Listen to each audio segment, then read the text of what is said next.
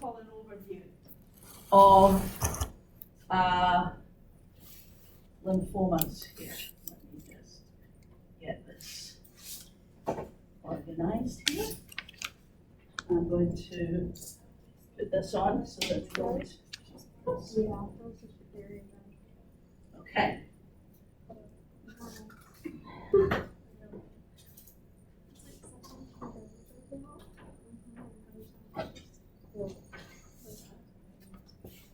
So,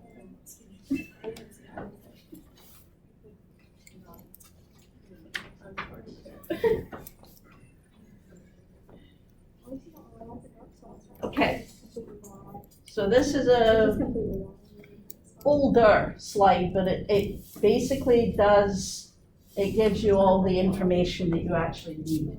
Could we slide Fred over? Excuse me? Can we slide Fred over one way or? Oh, Fred, I'm sorry. I'm thinking, who's Fred? Yeah. Okay, let me move Fred. We'll move him over here. Come on, Fred. Get in there. He actually should sit in the corner. There. Come on, Fred. There. Does that help? Yes. Okay. Okay, so now Fred's out of the way. So, lymphomas. So what's the difference between NHL is not National Hockey League. It is non-Hodgkin's lymphoma. That's what you'll see when you're talking about non-Hodgkin's lymphoma. So, having done this in Canada, in Canadian systems, you sort of the first thing you see when you see NHL is hockey. So anyway, so we're going to go over the epidemiology, the biology, the classifications, and the approach to the patient. So, Hodgkin's. It's approximately 14%, give or take, of all malignant lymphomas. It's only 0.5% of all malignancies. So it is kind of rare. But if you look at the amount of new cases in the US and the deaths in the US, you'll see if you're going to get a cancer, this is a pretty good one to get. And it has declined appreciably in the last 30 years, and mortality rate have declined simply because partly because the treatments are getting better. More people are educated into what Hodgkin's disease is. So, more men than women, more whites than anyone else, more white people than anyone else. There are no real clear risk factors, but if you're immunocompromised, if you have had Epstein-Barr, which is what other disease does Epstein-Barr cause? Epstein-Barr usually happens in adolescents or teenagers. Epstein-Barr, what? Mononucleosis. Yeah. Used to call it a kissing disease. I don't know whether people still call it that or not. Anyway, mononucleosis. HIV, woodworking and farmers, or woodworking and farming. And sometimes you have a family history.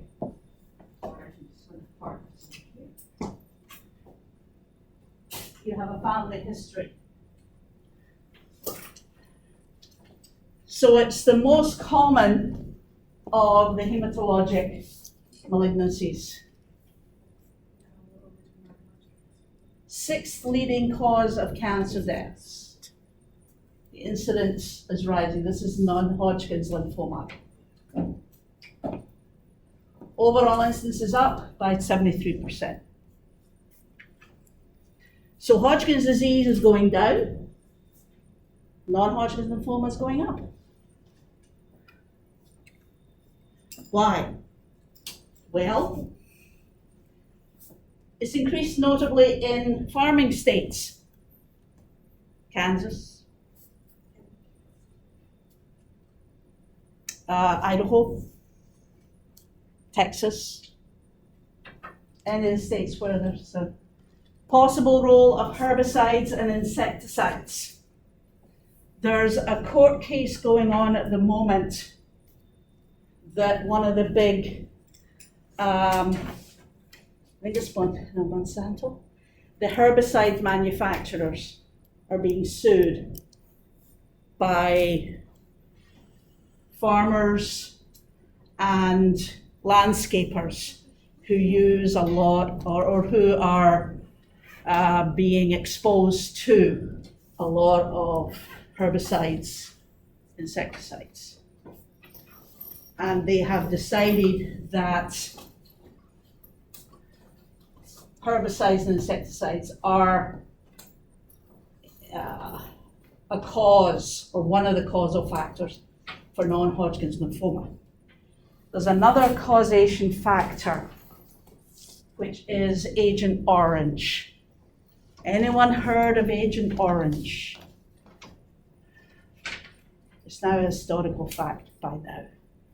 Anybody heard of Agent Orange? What is Agent Orange, or what was Agent Orange? It was something they brought over in Vietnam to clear all the foliage so that they could get their military through, and it hit people as well as the... Yeah, basically it was a defoliant, is what they call them. And it was basically the US dropped it to clear out the forests to see the enemy below so that they could get them. Unfortunately, if the wind picks up, then it would blow in the direction of the Allied troops. So you have lots of people, lots of American and Allied personnel that were exposed to Agent Orange as well. Immunodeficiency. So post-transplant, autoimmune diseases, immunodeficiency, yeah, I've said that. Infections, so again, Epstein-Barr, H. pylori. Everybody remember what H. pylori is? What is it? Pardon? Bacteria. Where? Normally, where do you find it? Where do you find H. pylori? In your stomach? Yeah, it's the main cause of ulcers, stomach ulcers. That's just a piece of information. Okay, so here, just for the heck of it, it's to 1990. You can see the survival data for the 5-year survival of non-Hodgkin's lymphoma and Hodgkin's lymphoma. It's actually going up. Nowadays, non-Hodgkin's stage 1 is 95%, something like that. So, first described by, surprisingly enough, a Dr. Thomas Hodgkin in 1872, characterized by the presence of Reed-Sternberg cells. It was classified as an infectious disease until the 1950s, surprisingly enough. So if you do a biopsy on something that you think has Hodgkin, or someone whom you think has a lymphoma, if the biopsy contains Reed-Sternberg cells, it's a Hodgkin's disease. If it doesn't, it's a non-Hodgkin's lymphoma.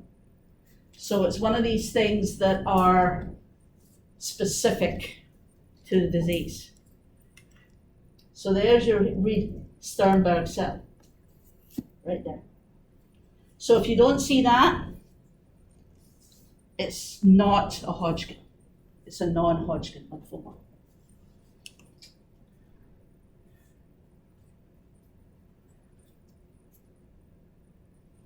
So there is your Reed-Sternberg cells, is a B cell, it's a crippled B cell.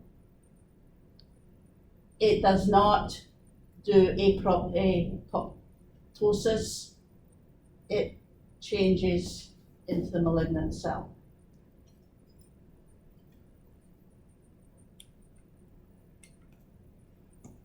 So there are different types of Hodgkin disease. Now, the treatment for Hodgkin really doesn't matter what type of disease you have. It can be nodular sclerosis, it can be mixed cellularity, it can be lymphocyte depleted. It doesn't matter for the treatment. The treatment is based on the staging and the position of the tumor.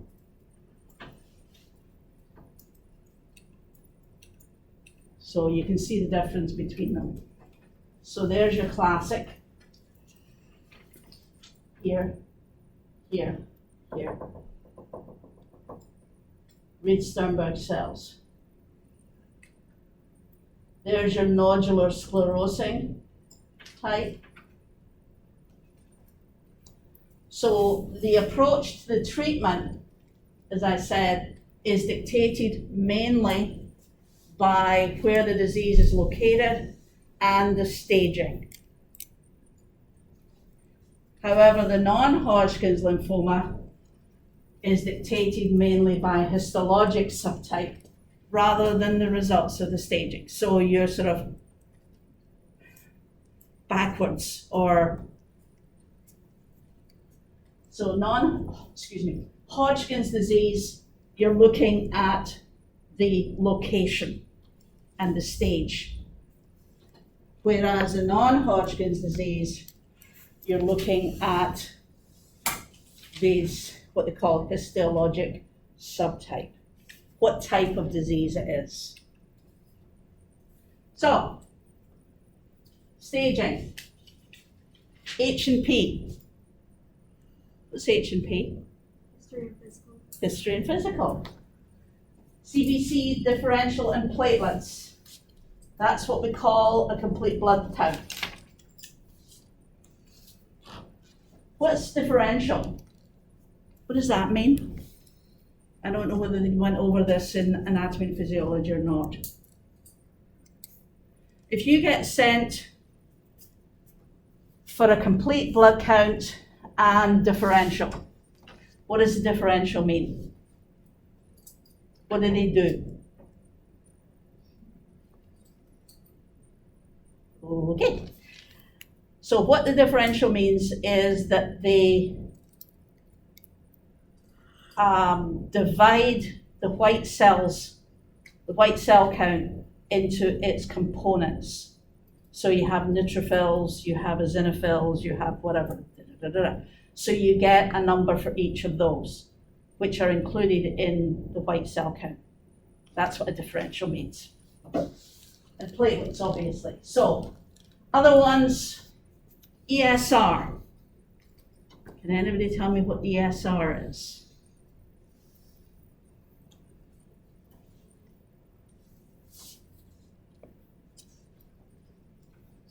I had to make sure of these ones. So the ESR is, you have a tube full of blood. ESR, the erythrocyte sedimentation rate, is what ESR stands for. You have this tube of red blood cells, and you shake it up and you leave it. And the ESR, or the erythrocyte sedimentation rate, is the amount of time it takes for all the red blood cells to go to the bottom of that tube. That's what the ESR is. LDH.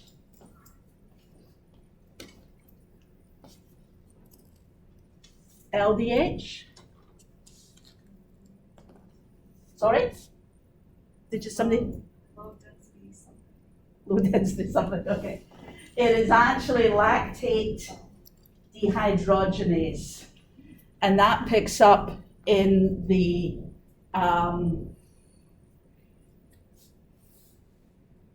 it tells you whether there's an inflammatory effect going on. Albumin is part of that. LFT. Liver function test, yeah. See how good the liver is doing. And chromium, CR is chromium. See how much chromium there is. So we also do CT scans, chest, abdo, pelvis, bone marrow evaluation, and a PET scan. You wouldn't probably use gallium anymore, so the PET scan would be done. And either a lymphangiogram or a laparotomy. So what would you think is a lymphangiogram?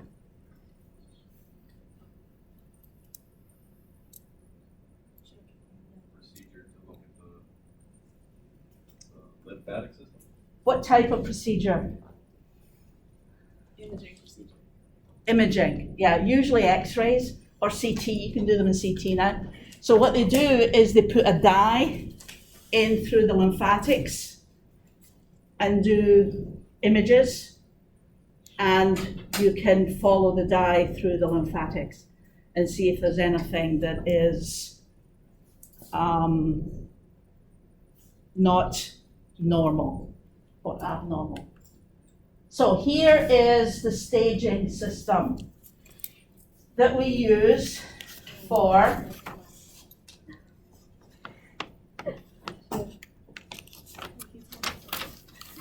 primarily Hodgkin's disease. It's called the Ann Arbor staging system. It is actually from some of the people, the two scientists at University of Michigan, Ann Arbor. That's why it's called the Ann Arbor system. So, it's relatively easy. Stage 1 is a single lymph node region or single extra lymphatic organ or site. Stage 2, 2 lymph node regions on the same side of the diaphragm or with limited contiguous extra lymphatic tissue involvement. Stage 3, both sides of the diaphragm are involved, and that may include the spleen. And stage 4, multiple disseminated foci involved with 1 or more extra lymphatic organs, i.e. bone marrow. So basically you've got stage 1 is a site on one side of the diaphragm. Stage 2 is 2 sites on one side of the diaphragm. Stage 3 is multiple sites on each side of the diaphragm. Stage 4 is multiple sites on each side of the diaphragm plus an extra lymphatic organ. Somebody tell me, okay, so here is stage 1. So you have a lymphatic node in the neck. That's stage 1. Stage 2, you have a couple of lymphatic areas, one in the neck, one in the axilla, one in the parasternal.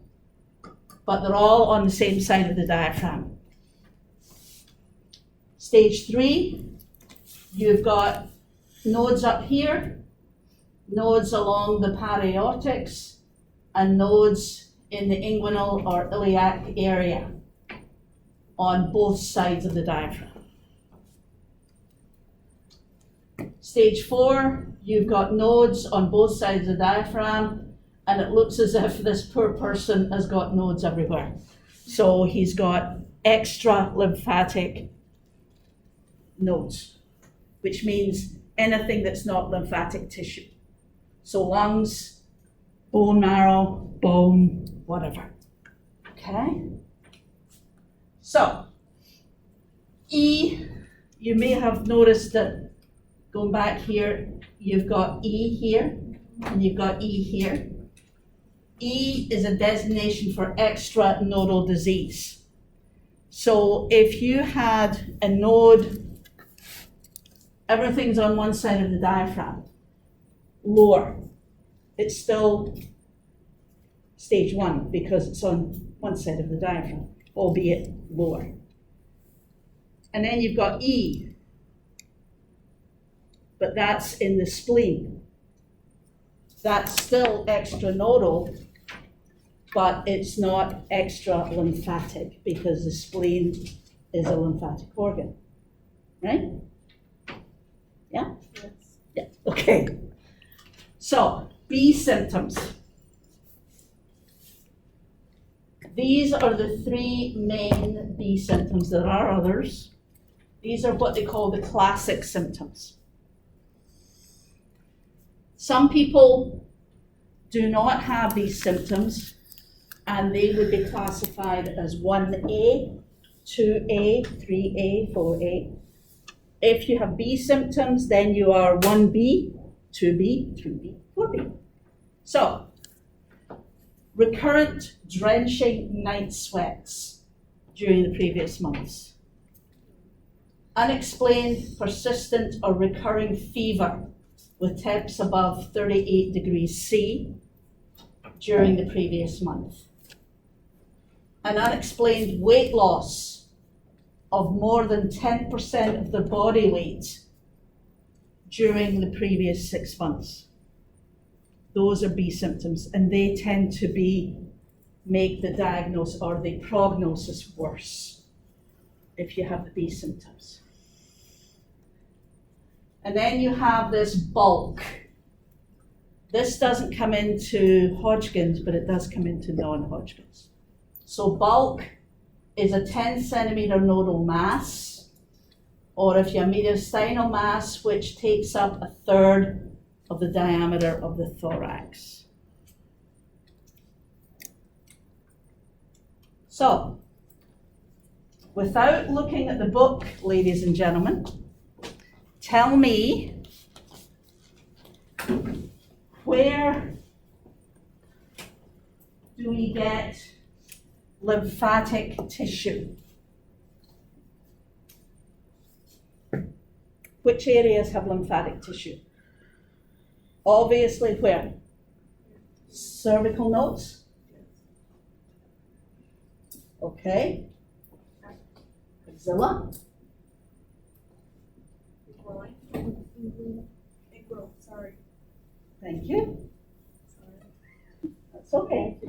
We're getting to the stage where you need to do technical terms or medical terms. So groin is not sufficient anymore. Okay. What else? So cervical, we have axilla, we have inguinal.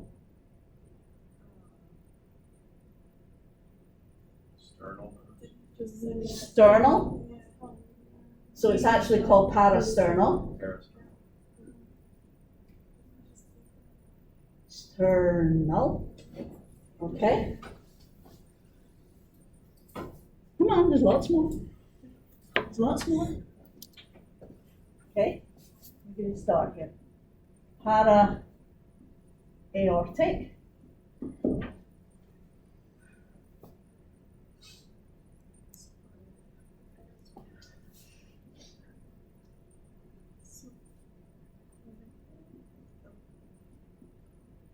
Supraclavicular, infraclavicular. Anything higher than the cervical nodes or cervical nodes? Cervical nodes are here, right? Anything higher? Or the area? Okay, so let's go lower. And then we'll see how good we are. Okay, so what about areas of the body that are lymphatic tissue? I just mentioned one.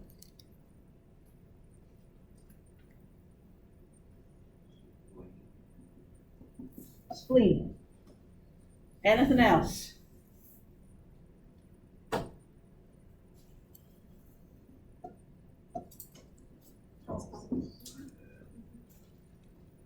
Anybody else? Okay, so let's see how good we are.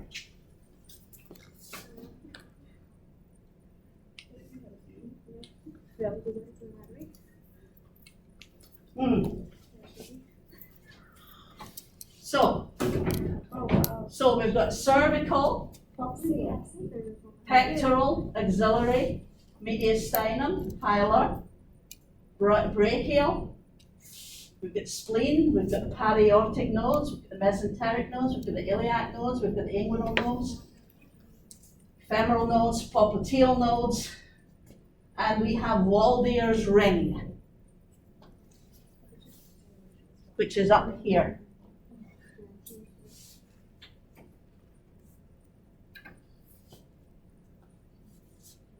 So you need all of those.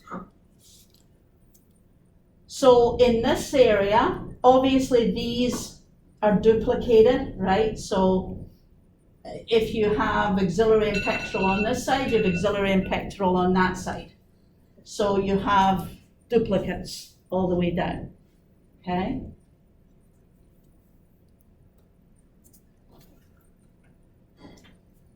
So treatment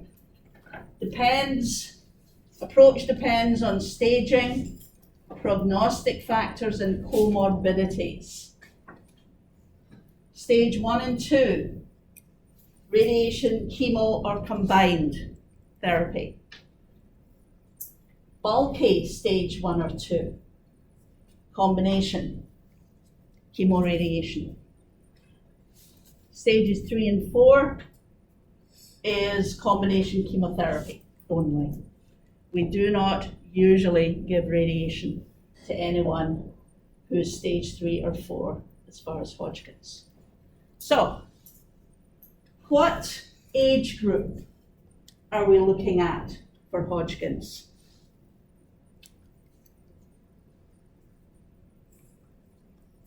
Older, for Hodgkin's. That's what is called a bimodal group, which means you've got two different age groups. You're correct in one of them, which is around mid-50s to mid-60s. The other group, which is most common, is late teens to late 20s.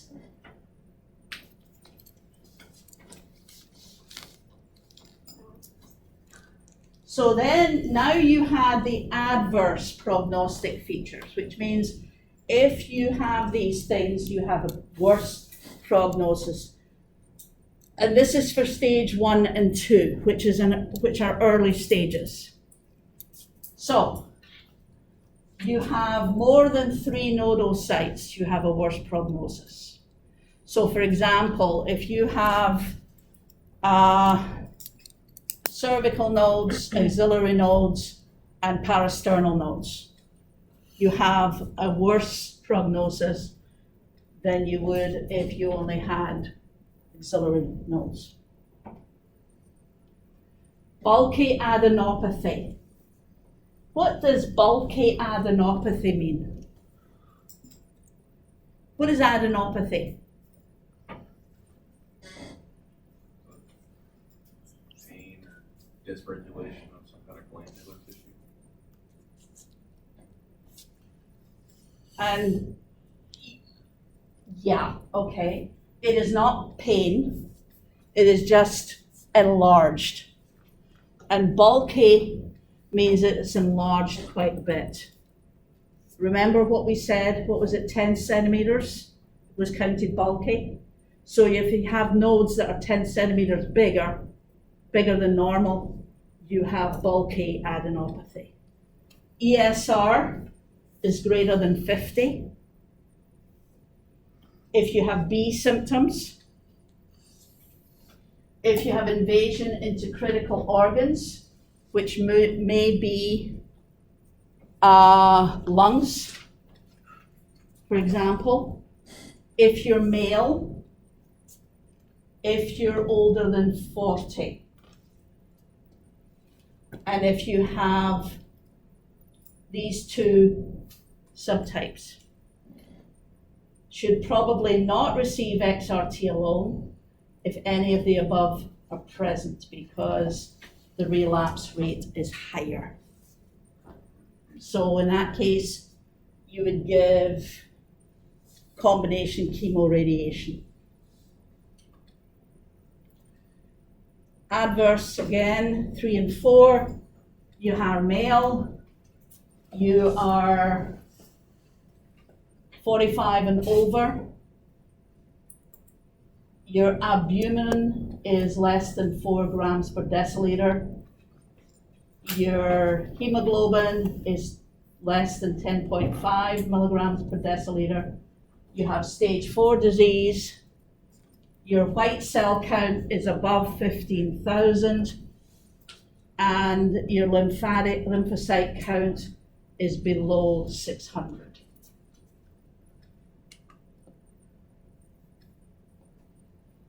We do kind of do stem cell transplants, not very often, but we do them.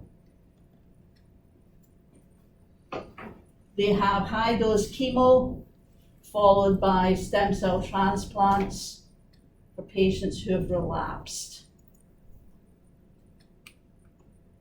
So here's the result of treatment. This, as I said, this is an older slide. So 90% stage 1, stage 2 is 90%, stage 3 is 80, stage 4 is 65. So I'm going to leave it there. I'm going to switch over to the other one. That it was. Let's go in, so we'll do this one. So this is going to give you a little more up-to-date one.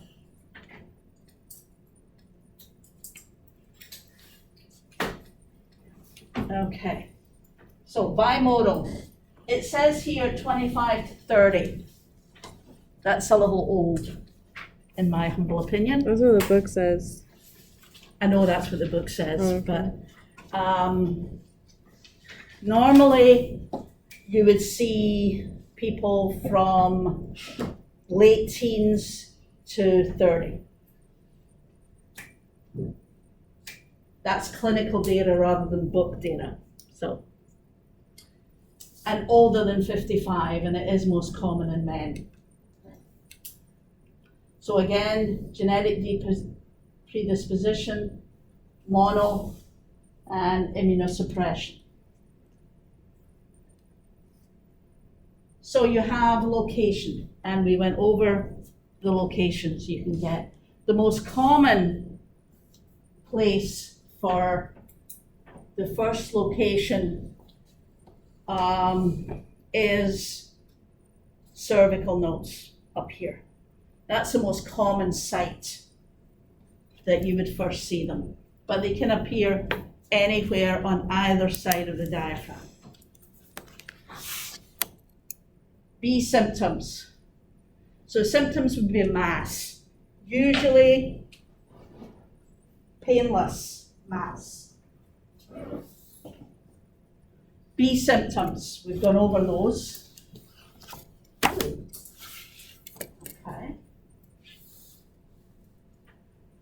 And sometimes pain, but not on the site. That's usually a B symptom.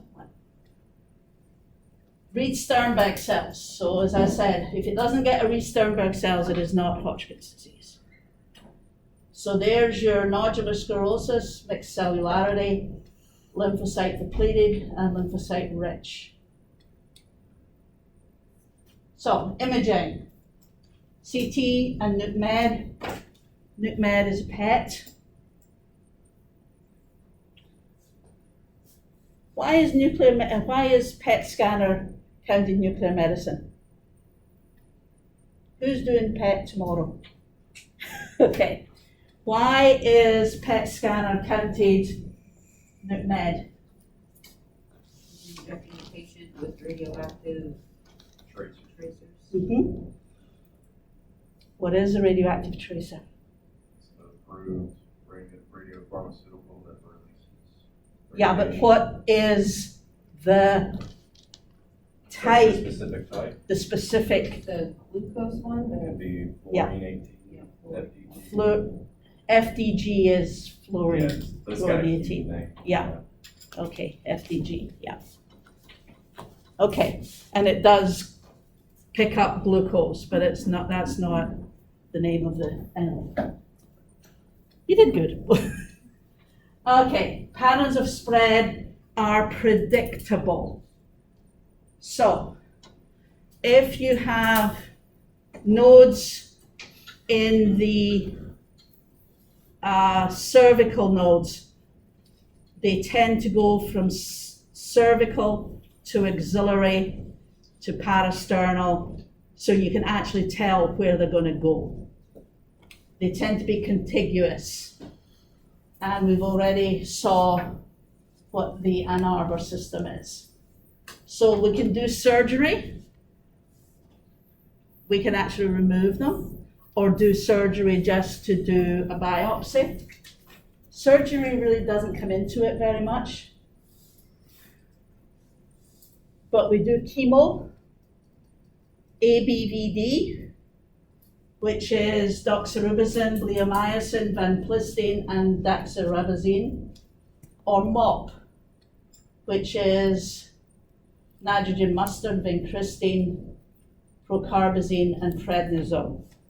Those are the two that are normally used. So you don't just get one type of chemo or one type of chemo, you get 4, which is a combination chemo. But it all gets mixed in together and you get one IV. And these can be once a month for 6 months, once a month for a year. So it's not sort of you get the chemo and you're gone. It's an ongoing thing. So, patient positioning. So treatments, obviously we want to do early. Indications, well, you have this massive lump. They've proven by a biopsy it is a lymphoma, primarily Hodgkin's lymphoma because there's Reed-Sternberg cells. So patient positioning. First of all, we have to know what we're going to treat. So if you turn to page 526,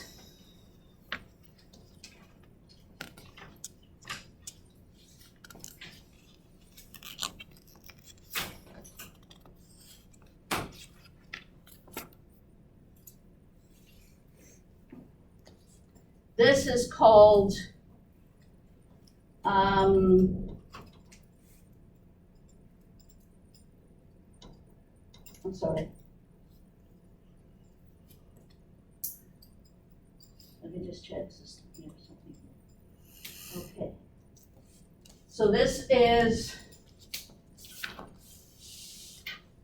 so what are we treating in the top?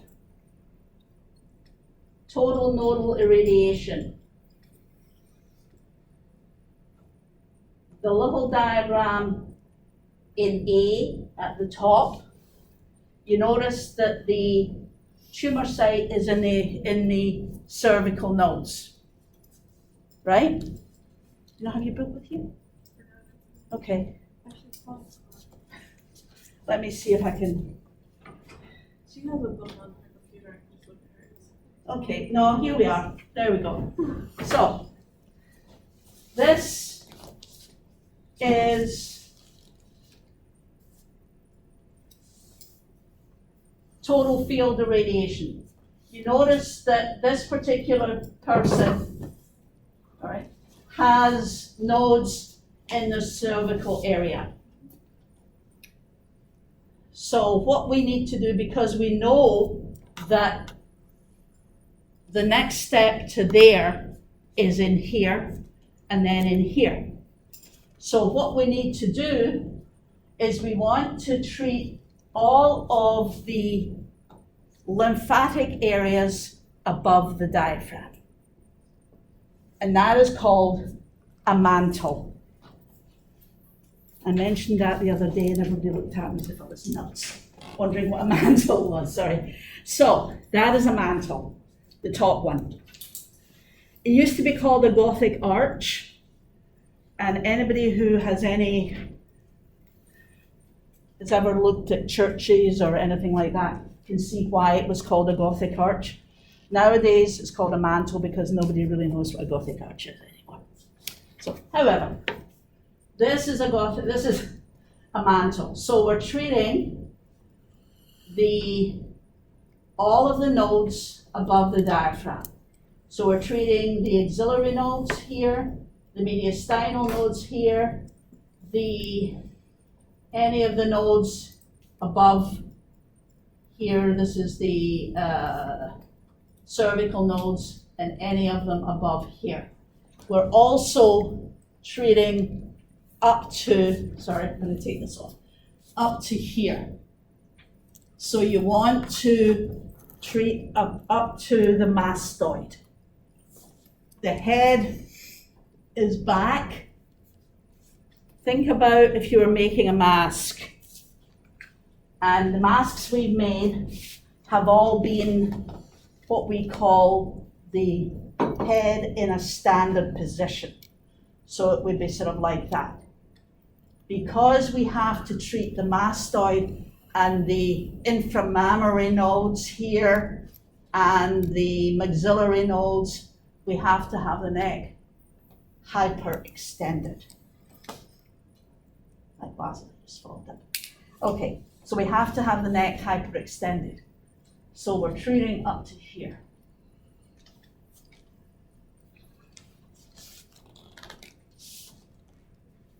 And we treat down to the diaphragm.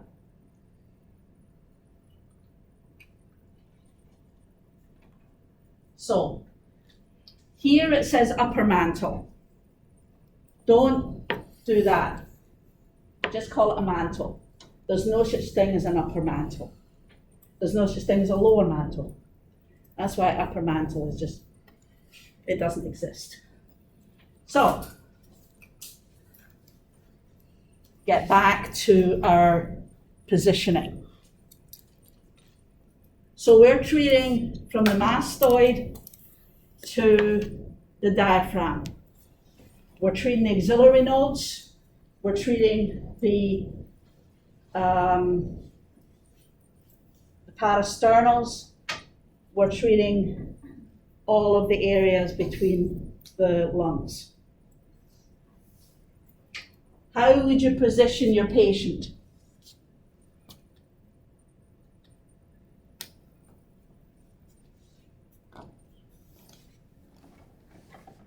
Would it be supine or would it be prone?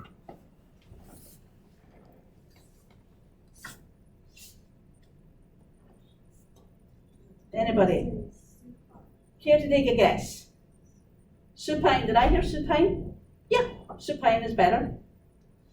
I don't think I've ever seen anybody treat a mantle prone. It just adds to problems. So, supine. Now, wrong way.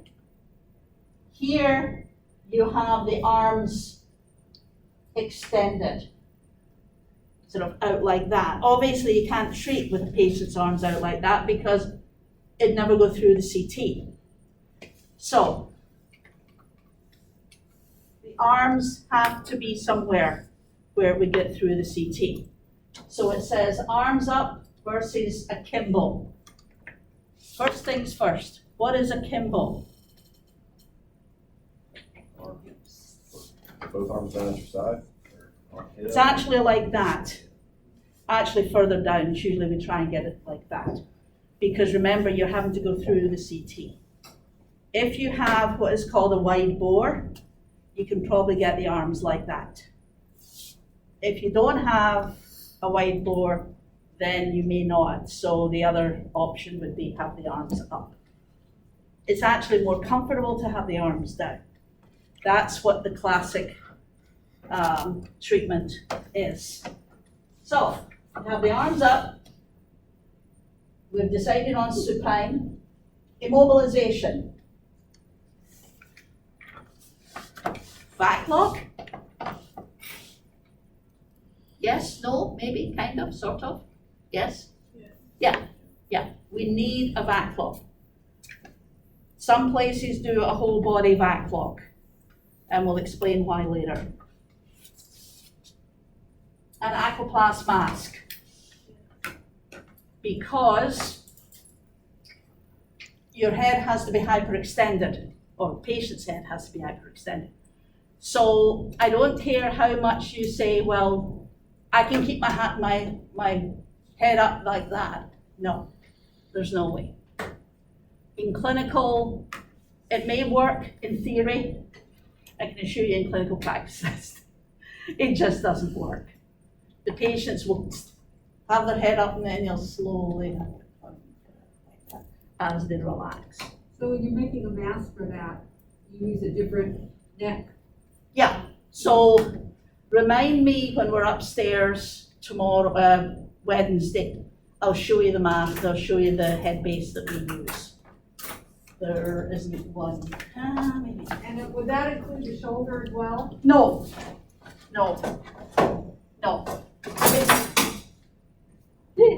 Basically, the head, the mask is just to help the head keep still. Doesn't matter about the shoulders because the shoulders are included in the treatment.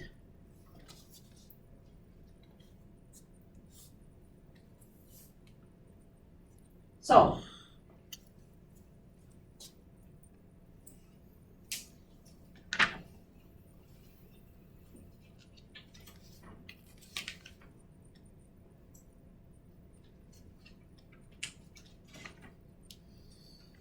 okay, so typical upper mantle, the borders.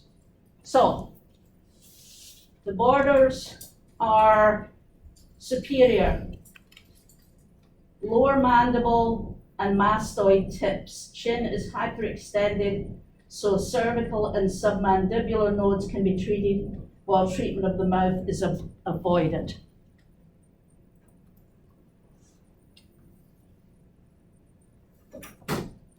Obviously, this patient is not, she should be way up like that, but that's fine. Inferior.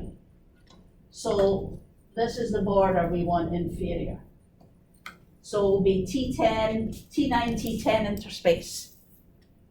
And what does that mean? What does T9 to T10 interspace mean? Between T9 and T. Space in between. What is that called? Say again? No, is it really a space? Because there's something in it.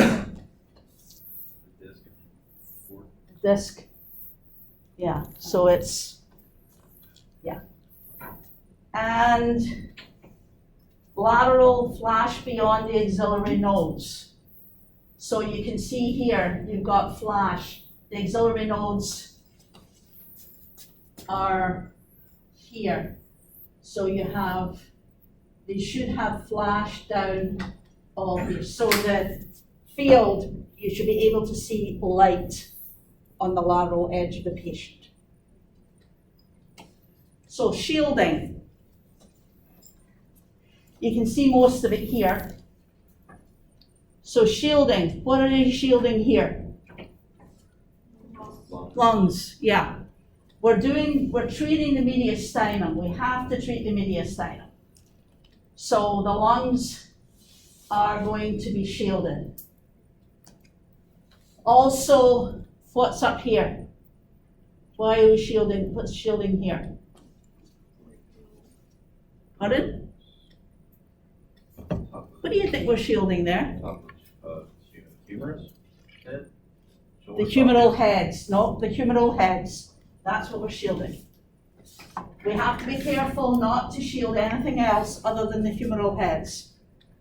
Because if you shield more than the humeral heads, you're going to be shielding the supraclavicular, infraclavicular nodes. We don't want to do that. So what's this? Where? Larynx block, yes. So, the MLCs. Can we do all of this with MLCs? Let's put it this way, where do the MLCs come from?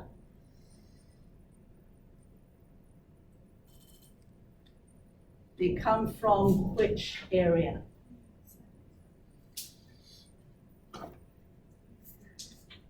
What's that? From the sides, right, okay. So what you can do to shield both the lungs and the head of humerus is you can turn the collimator through 90 degrees. Therefore, the MLCs come in this way rather than this way. And you can shield the humeral heads and the lungs. However, larynx. Will the MLCs shield the larynx? So how do we shield the larynx? If the physician wants us to, that is. How do we shield the larynx?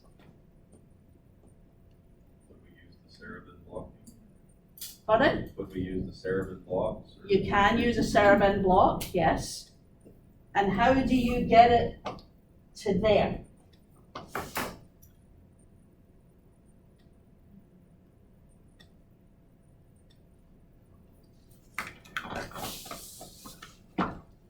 Okay, so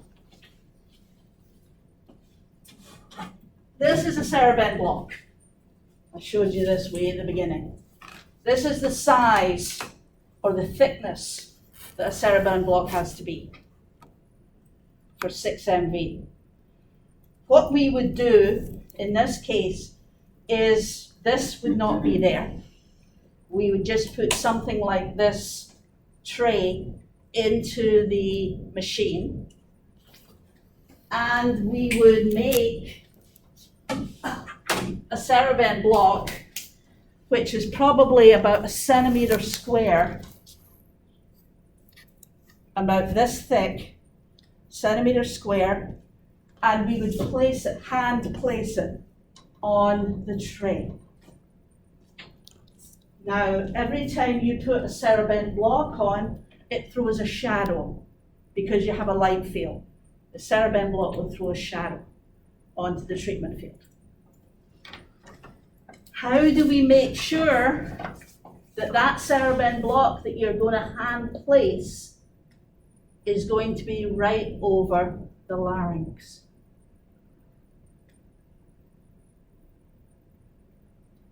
With males, it's easy. Yeah. So you lay them down. With the males, it's easy. All you do is just put one finger on each side of the Adam's apple and put the tray or put the block over that area so that it throws a shadow, and that's it.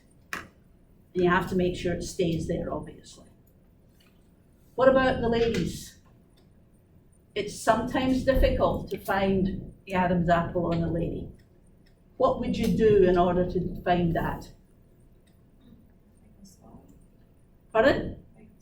Make them swallow. So you would put a couple of fingers where you think it would be, and you ask them to swallow. And you would put your finger there, ask them to swallow again, just to make sure, and then you put your block over where your fingers are. That is the only, well, one of the few times you would actually do that.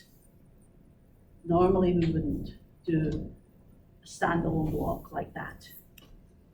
So on the actual treatment plan for that, since the cereblin block is actually blocking the light field, I know there's measurements in that light field. Would you write down the measurements that the cereblin is actually blocking on the field light, or?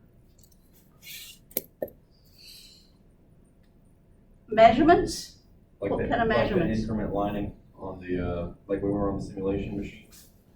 Like some of the treatments, the field light had the incremental lines going up and down, That was the ODI. only for, okay. Well, for that marking, could we mark that down on paper? No. No. It can change every day.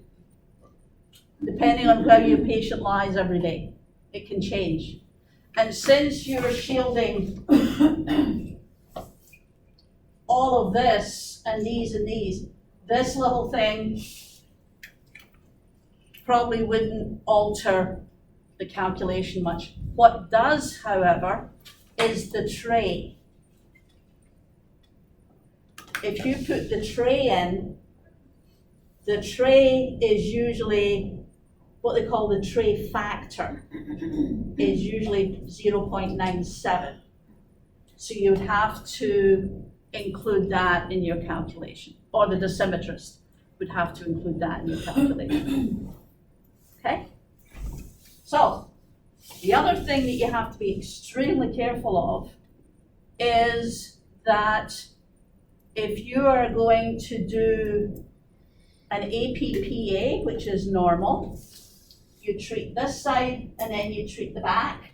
The patient still lies supine, the machine goes around, right? You have to remember before you rotate the gantry, you have to take that piece of lead off or piece of CERV end off. Otherwise, it will just collapse on the floor and scare the heck out of your patient. You don't take the tray out? You should take the tray out, but you can take the tray out on the way around, but before you start moving, you have to take the loose block off. Otherwise, it will just fall to the floor. And you may have to do another one because it might get, depending on what you have on the floor, it may alter the shape because it is an alloy, lead is soft, and it is an alloy of lead, so it could alter the shape. So, we're now posterior. So again, we have the shielding here, which is the lungs. We have the shielding here, which is the head of humeri. And we have this.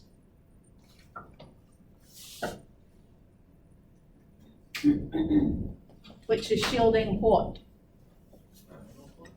Pardon? Spinal cord? Which part of the spinal cord? Cervical. Cervical spinal cord. So some departments don't do this because the amount of dose that we are giving to these patients does not exceed 4,500. It's a very, very radiosensitive tumor. So we may not go above 4,500, but some departments will do it, and we should shield this. Same thing applies. The MLC will not do this, so we have to make a block. Would it do it if you turned it around? Like you did with the other? Did just let it No, go? because you've got, you see, you're shielding here, but you have to treat here and here. It's in the middle. So if we turned it around and we're kind of blocks in like this and like this, then to shield the spine, you'd have to shield all of this or all of this. And we need to treat these because that's where the nodal areas are. Does that make sense? Why are you not, why did they not shield the whole, spinal column, the whole? Why do they stop at cervical? Because a lot of the physicians have decided that the cervical spine is more critical than the rest of the spine. But since we're not shielding, since we're not treating above 4,500, some people do, some people don't. Okay, so we have shielding here. Let's,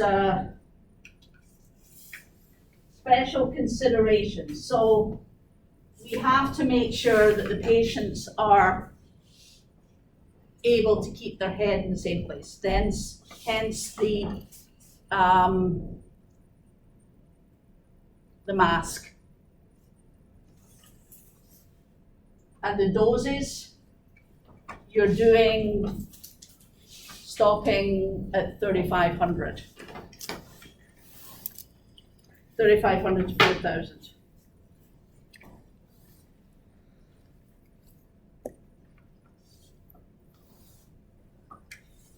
So, questions on the mantle. We'll come back to this a lot of times. So now we're doing the areas below the diaphragm. So this is below the diaphragm. So we have, in some textbooks, especially this one, they divide this into the abdominal or paraortic fields and the pelvic fields. They're all one field. Or shall I say abdominal portion and pelvic portion. So what are we shielding here? Did I hear kidneys? Yeah, kidneys. What else?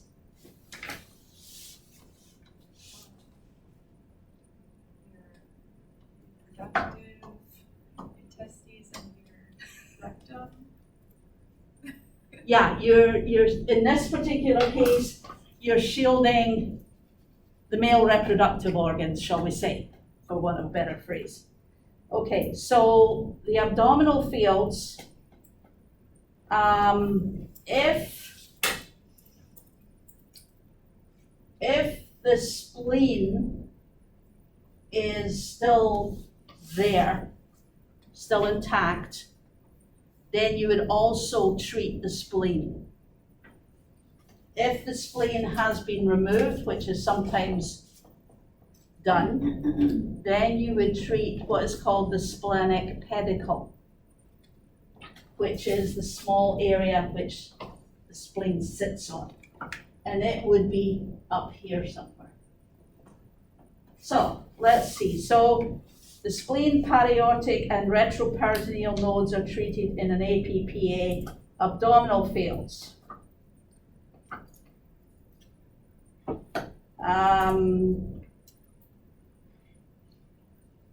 So the superior border is T10, T11 interspace. The inferior border of the abdominal field is L4 to L5.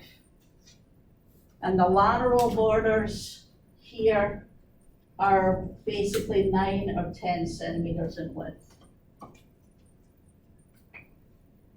The pelvic, however, starts at L5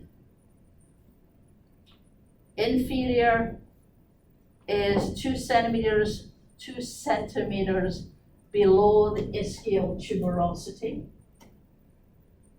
And the lateral is 2 centimeters beyond the pelvic inlet.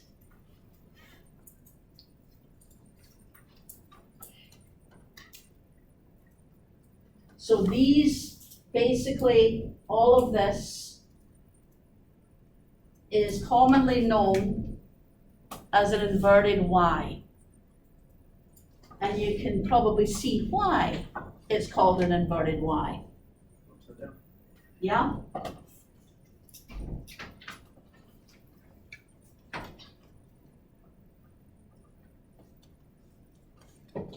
So,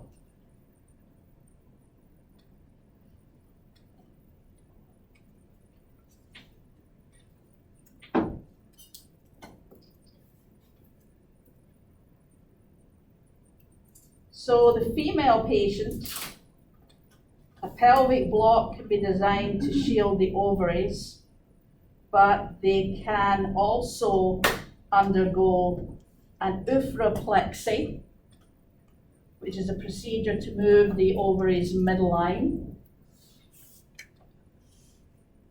or laterally to minimize exposure. So where are the ovaries placed? Where are the ovaries normally placed here? Are they, in this particular diagram, are they in the pelvic portion or in the abdominal portion?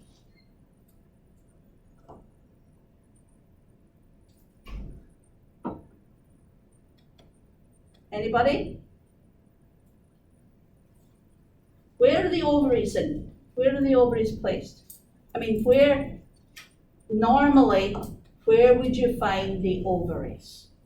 Are they in the pelvis or in the abdomen? Pardon? Pelvis, yeah. So, you're treating here, so we'll say the ovaries are somewhere around here somewhere, right?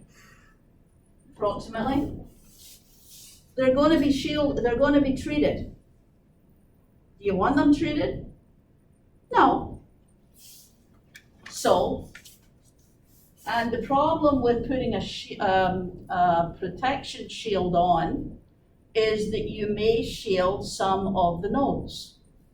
So what a lot of the ladies do, especially the younger ladies, is that they have this oophoreplexy where the ovaries are actually taken and moved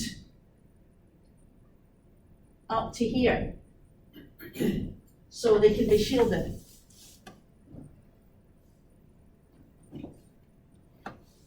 Sounds weird, but it's true. The other thing that a lot of people will do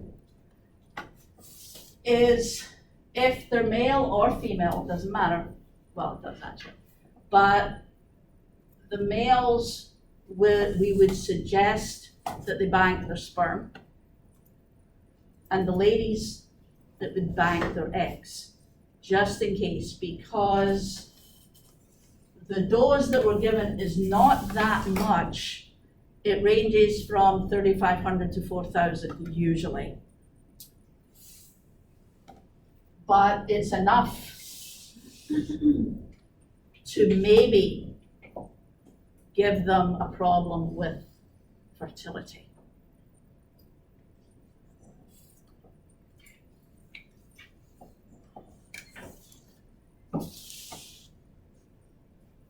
We have to treat, obviously, the kidneys.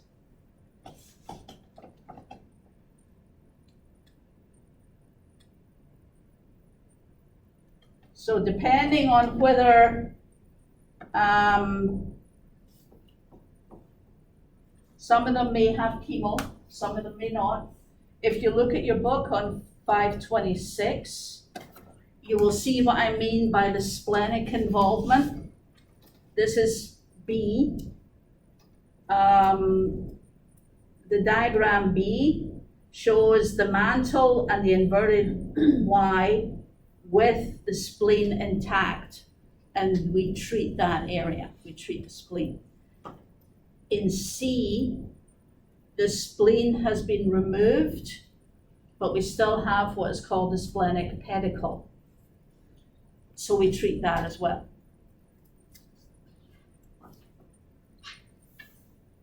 I think we'll leave it there for a little bit. Any questions on positioning and the treatment areas? Okay, so let us leave that for the moment, and we will take a break. Back here in 20 minutes, which is 25 to, and we'll continue. Okay, see you later. Oh, let me just switch this off so it doesn't.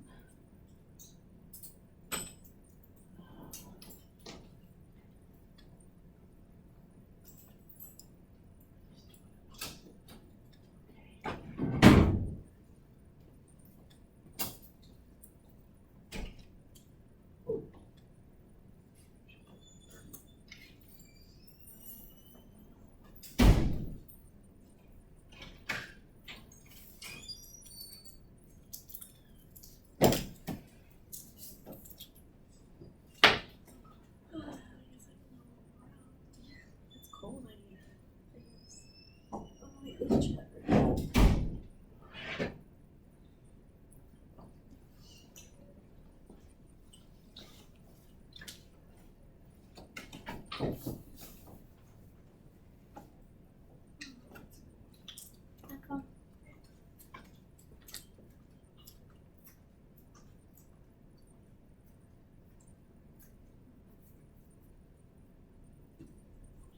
I'm so scared.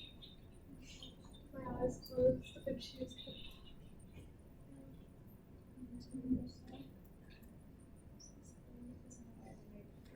pick myself up like it's good, like I knew it.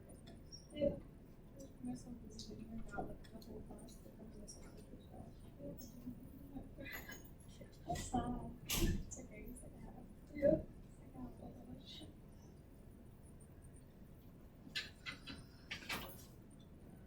I feel like breast cancer was the most interesting. Yeah, I know. We got another person. She's from time. Yeah, after that, I thought that was interesting. Just that. It's what I had to talk about.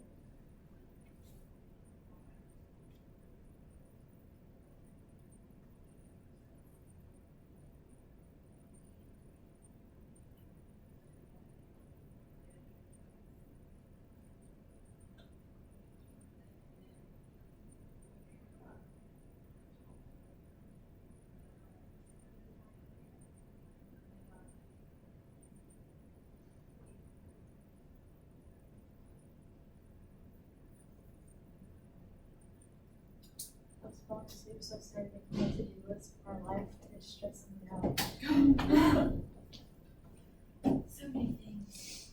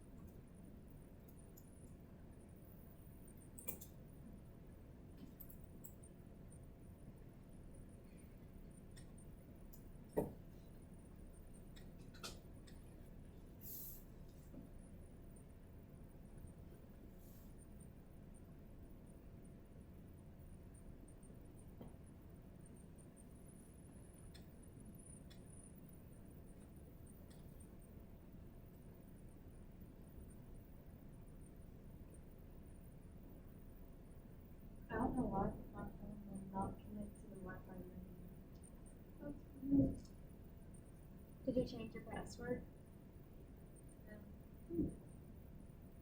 And when I click it, it doesn't even let me try to put in a password or anything, it just says cannot connect. That's weird.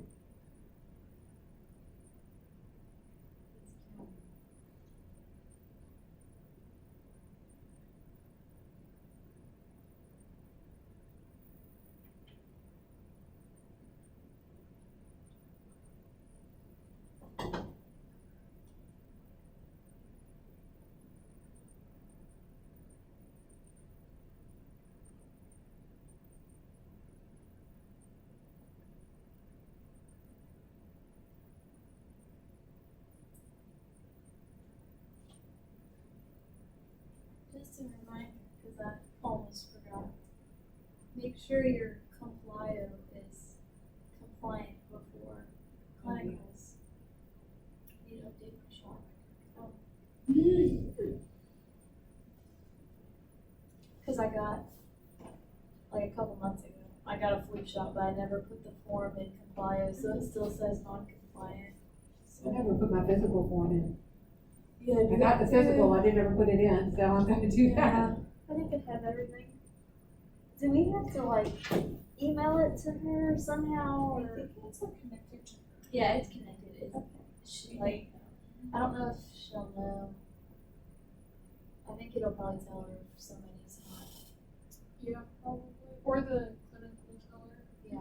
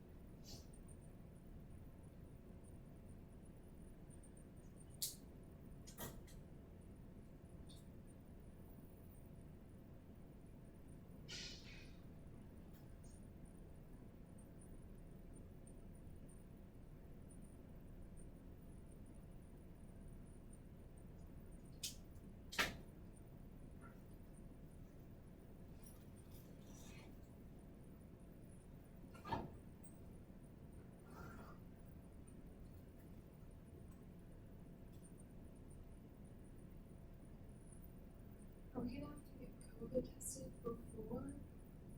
I don't know. I don't think so. I get my shot tomorrow, the first one.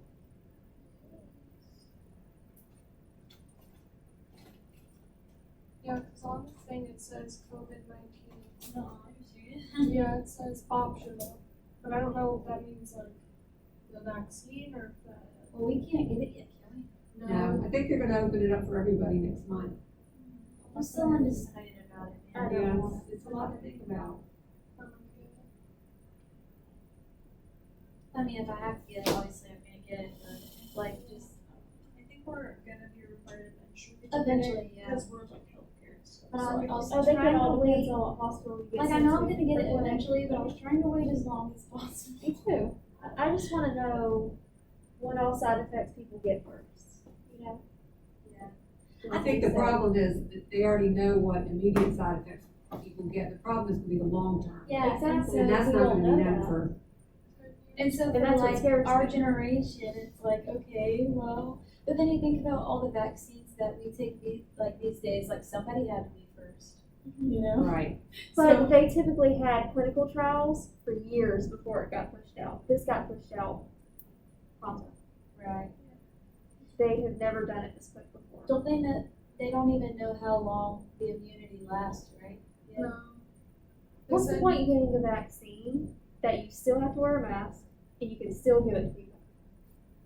I mean, that just doesn't make sense. Well, you won't die. Well, for people with like pre-existing conditions already and older people, I definitely understand, like, just get it because what's the harm? But I feel like if you're young and healthy, you should have the option of not wanting to get it. I When it's don't got a agree with that. 99.8% chance. The problem is that with the young people, and my sons are both in their twenties, and you know, I would like for them to get it, just because what they're seeing with young people who get it, they're getting these things that are causing strokes, and, but down the road, like, so, I don't know. I've not heard about that yet. Yeah, long haulers, that up. And so, I'll you have to know, search that. vascular issues and things like that, but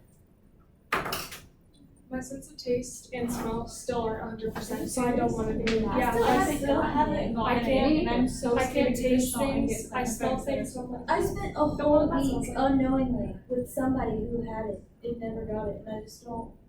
And I've been My dad exposed did. 3 other times and I haven't gotten it. I'm so confused. what blood type do you have? That's what I don't know, but my dad is O and he Yeah. hasn't gotten it, so Oh, I'm it's wondering supposed if to be. I'm O because they say it's more resistant. So I'm not sure. I wanna get tested. But I also know some people with O type blood that got it very bad. So I think it's more resistant, but it's not like you're immune, like you can't get it. I think you still can, it's just less common. So my dad didn't get it, and my brother, boyfriend, and I all had it in the house with him, and him and his girlfriend didn't get it. at yeah, all. my mom and my sister had it, and my dad was literally sleeping in the same bed as my mom and never got it. Yeah, it's really weird. I was out of town, thankfully, when my family got it. But I was gone for 2 weeks after Christmas, because that's when my family got it, it's over Christmas. And the day after Christmas, I left for North Carolina, and then the week after that, I was in Alabama. But the people I was with in Alabama apparently had COVID, and I didn't know. So. And it's crazy because my mom and sister and my nana had crazy bad symptoms. Like, they did not feel good. And my grandma had no symptoms. She like laughed. She was like, I don't have COVID. She's like, how am I positive? I don't have COVID. And she's the one that ended up passing away from.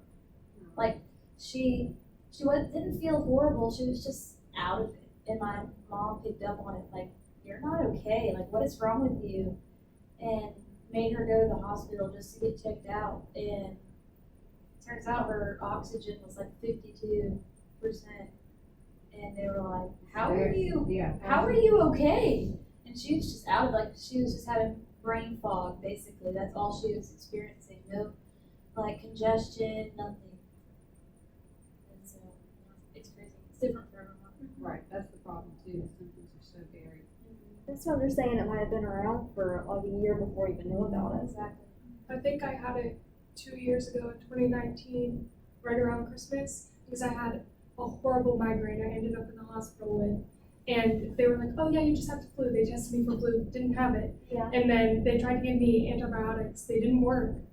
And they were like, oh, we don't know what this is, you're just gonna have to test it out. I had 104 fever for 5 days straight. It didn't break It could once. have been that. So, and then this time I had severe body aches. Like, I couldn't even move out of my bed. And then I didn't have a cough. I had weird dreams and like the brain fog that you were talking about. I was trying to watch class and I would just sit there and I was like, I have no idea. I had all of that. this is. What was it, in a couple weeks ago? Yeah. And they tested me twice, and both times it came back negative, and I had every one of those symptoms. I was so sick, That's so. and it She never was came just back like- positive. It's almost like she was confused, and I would think lack of oxygen could do that to you. Yeah. Like, she was in bed, and my mom asked her, she's like, have you been eating? And she's like, I'm not sure.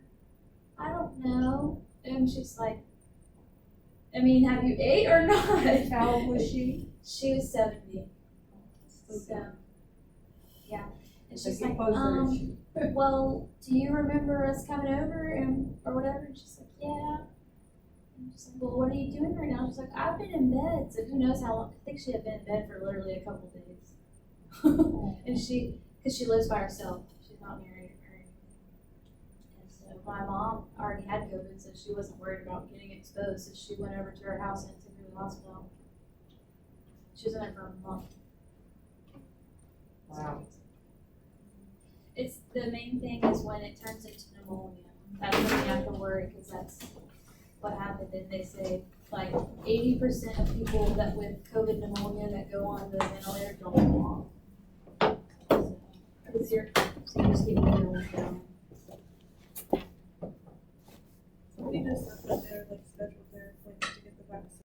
mentioning. This is what I was mentioning here, so if you have an inverted Y, which is what this is,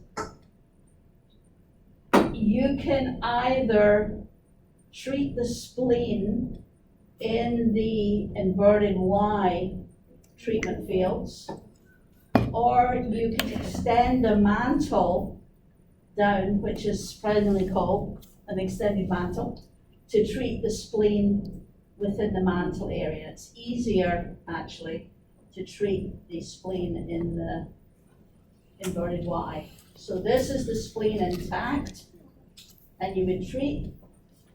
This is the spleen removed, and this is the splenic pedicle. So side effects, because now not everybody gets this total nodal irradiation done. And it's not done all at once, just so that you know. What we normally would do is start with whatever area is infected first. So if the nodal area which appears first is above the diaphragm, then we would treat the mantle first. Then we would wait for about a month, and then we would treat the inverted Y if the physician desired to do that.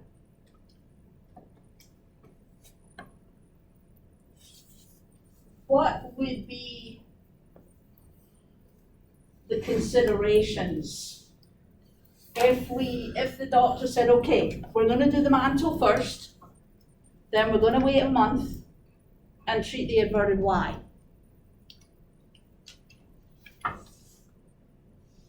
What would we have to do when we're doing the CT to plan the treatment? Anything that we would have to do, because we know that the doc's going to want to do both of these areas, both the mantle and the inverted Y.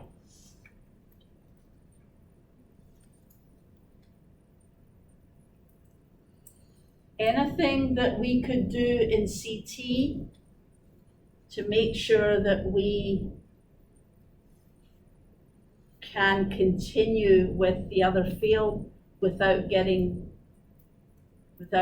it more difficult to do? Anybody? So if we look back here, the inferior border of the mantle is T9, T10 interspace, right? The superior border of the abdominal part of the inverted Y is T10, T11. What can we do in CT to make sure that that is going to be accurate next time the patient comes back in a month?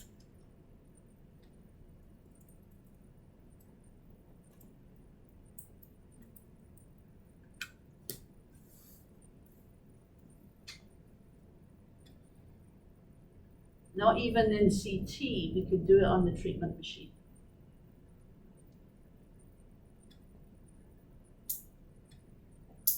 So what are you doing when we're in CT? The doctor said, okay, I want the scan to go from the top of the head all the way down to L1 for the mantle. So you do that, and then you're going to do what? What are you going to do on any patient when you're in CT? You're going to put marks on? How many marks do you put on a patient?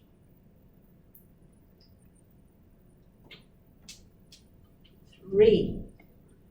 Where? So you've got what they call a 3-point setup. Where are your 3 points? One is where? Anterior. Where are the other 2? Come on, guys, where are the other 2? Lateral. Laterals, yeah. So, you've done your scan, you know roughly where you're going to be positioning. So you put a tattoo somewhere here, and then you've got 2 laterals. What you can do with those is, if your arms are akimbo, you can put a tattoo. If I do akimbo, then you can put your lateral tattoos somewhere here. They don't always have to be within the treatment area. You can put a tattoo on the anterior here and put 2 further down, so you get stable areas. Because you don't want to put them on the arms, because they move, right? And if you put your arms like that, then you can put one here and one here. Put your arms up, then you have more of a choice. But again, it's more uncomfortable that way. So you put your 3 points on for tattoos and make sure your patient is straight and everything's hunky-dory. And then you remember, oh, well, wait a minute. The doctor said he wanted to do an inverted Y after this. And you know that your inferior border of your mantle field is going to be around T9, T10. So what you should do, or what is usually done, is that on the treatment machine on the first or second day, when you see the light field come down, you've got a light field here. The blocks are blocking this area, but on this area, you've got a nice light field along here. So you put an extra tattoo on the lower border.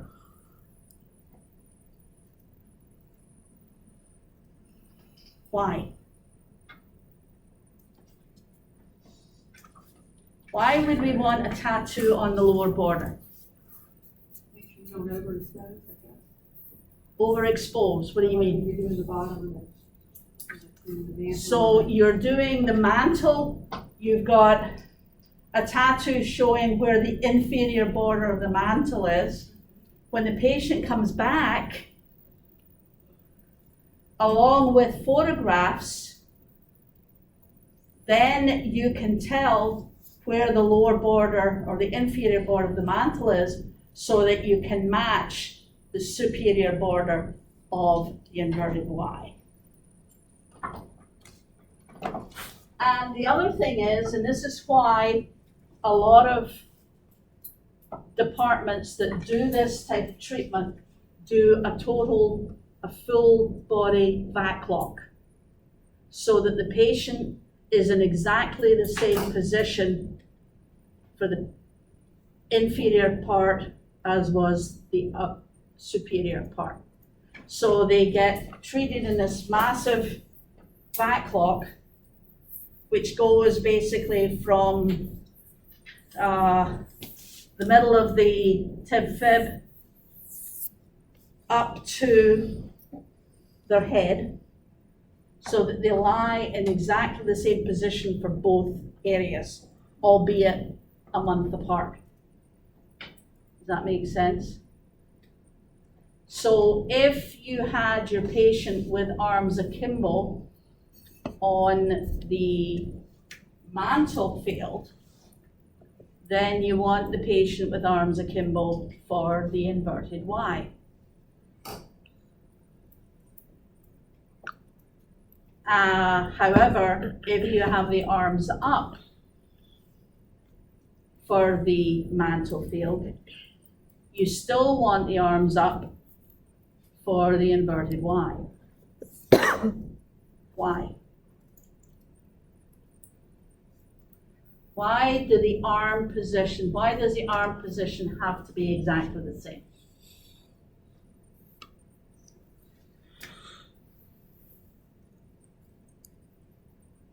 Okay. Everybody raise their arms. And then put them down. Does that make a difference to your body? Yeah, it moves, right? Okay, you can stop doing that. But it moves. So if you have, because you want the patient in exactly the same position, you have to remember that if the arms are up for the mantle field, the arms have to be up for the inverted Y also. It may not make sense to the uninitiated. For example, the patient, why do I have to have my arms up? Because you're treating my pelvis. Yeah, well, so you explain to them that the body moves when you move your arms up and down. Okay. So, side effects. Remember, this is the area when you're treating all of this. This is what happens. So, cardiac disease, pulmonary disease, leukemia, infertility, breast cancer, non-Hodgkin's lymphoma, other tumors. So, if you're treating all of the nodal areas, think about this. Where does the heart sit? The heart sits about here, right? Give or take, a little bit high. You're shielding a little bit, but some of it is being treated. Now, the heart is a muscle. Muscles tend to be radial resistant. However, any amount of radiation is not good for anything. Pulmonary disease. So although you're shielding as much of the lung as is possible, you still have to treat the nodes, therefore some of the lung is not being shielded. Hence, pulmonary disease. Second, primary tumors. That means that they are radiation-induced tumors. Leukemia. So the cardiac disease and the pulmonary disease are not necessarily tumors. They can be fibrosis. So that's sometimes the problem. But leukemia, infertility, we already looked at that. Breast cancer. That would be a radiation-induced cancer. Non-Hodgkin's lymphoma. Radiation produces cancer. Radiation treats cancer. One of these ironies. And other tumors. So we have to let these patients know, and remember, a lot of them are young, that in 30-something years, they may come back with a breast cancer, or leukemia, or a lung cancer. What are they going to say? Well, tough. I had one young gentleman tell me he would be 22 or 23 at that point, and we had told him that, and I was in with the doc when he told him, and he said, 30 years, huh? I said, yeah. And he said, I'm not worried what happens 30 years down the road. I'm only worried about what happens now. So, the one thing that really gets people is the infertility. And that's why we suggest that they bank their sperm or their eggs, whichever happens to be. So, survival for Hodgkin's disease or Hodgkin's lymphoma. 1 year, 93%, 5 years, 85, 10 years, 77. After 15 years, they may get some secondary cancers. So, let's see the side effects. So, considering that those are the late complications, the secondary malignancies, the